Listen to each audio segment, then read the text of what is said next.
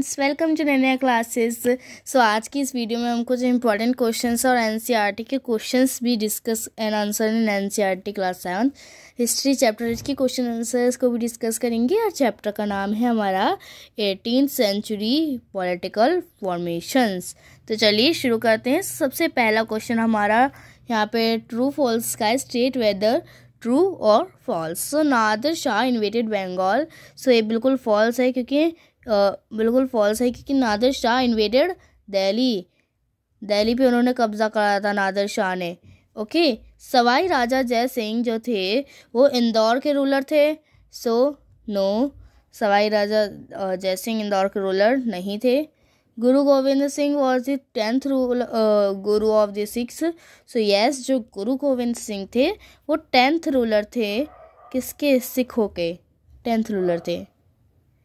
And D part है हमारा Poona became the capital of the Marathas in the 18th century. जो पूना है वो मराठास की कैपिटल बनी 18th सेंचुरी के अंदर। So yes, this is absolutely true, हाँ बनी थी। नेक्स्ट हमारा थर्ड क्वेश्चन है, why did Maratha want to expand beyond the Deccan. Maratha ने डेक्कन पे ज़्यादा एक्सपैंड करना क्यों करा? एक्सपैंड ज़्यादा मराठा, तो इसका हमारा क्या आंसर हो जाएगा? The Marathas wanted to expand beyond the Deccan to decrease. Marathas ने क्यों डेक्कन पे करना शुरू करा था? To decrease the Mughal influence को, जो डेक्कन में बहुत सारे मुगल्स थे उनको कम करने के लिए, डिक्रीज करने के लिए पेशवाज के अंडर मराठास ने क्या डेवलप करा? एक बहुत ही सक्सेसफुल मिलिट्री ऑर्गेनाइजेशन उन्होंने डेवलप करा। देयर सक्सेस ले in by passing the fortified areas of the Mughals.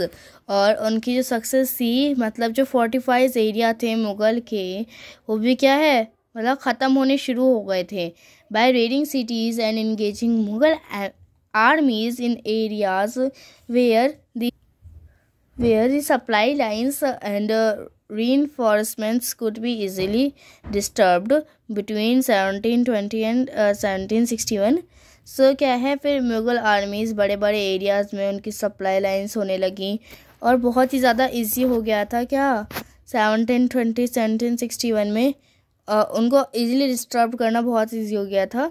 1720 से 1761 में जो मराठा एम्पायर था वो बहुत ज़्यादा एक्सपेंड हुआ। It gradually chipped away at the authority of the Mughal empire. वो एकदम से, मतलब सारा मुगल एम्पायर ख़त्म हो गया था ज़्यादा पूरा। And Malwa and Gujarat were seize from the Mughals by 1720।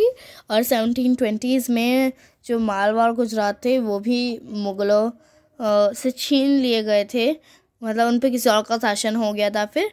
और 1730s में जो मराठा किंग थे recognised as the overlord of the entire Deccan peninsula. और 1730 में मराठा के जो किंग थे उन्हें जाना जाने लगा था पूरे डेक्कन पेनिनसुला के एक ओवरलॉर्ड की तरह।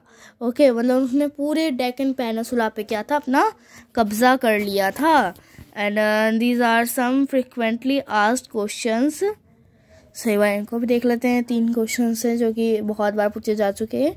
Who was the 10th Guru of the सिखों के 10th गुरु कौन थे? सो अभी हमने पढ़ा गुरु Govind Singh ji was the 10th Guru of six. जो गुरु गोविंद सिंह जी थे वो सिखों के 10th गुरु थे।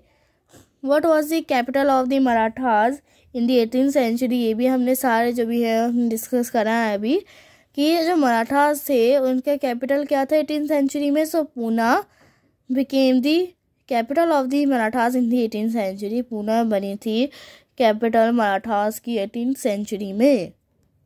ये ध्यान रखिएगा, 18th सेंचुरी में बनी थी Poona. Okay, so why did the Maratha want to expand beyond the Deccan? एक तरीके से हमने लॉन्ग करा अभी, और अभी हमें शॉर्ट भी देख लेते हैं इसका। So the Marathas wanted to expand beyond the Deccan to decrease the Mughal influence. उन्होंने डेक्कन में इसलिए करा ताकि मुगल इन्फ्लुएंस को धीरे धीरे वो डिक्रीज कर पाए। सो आज की इस वीडियो में बस इतना ही। मिलते हैं अगली वीडियो में, तब तक के लिए बाय बाय।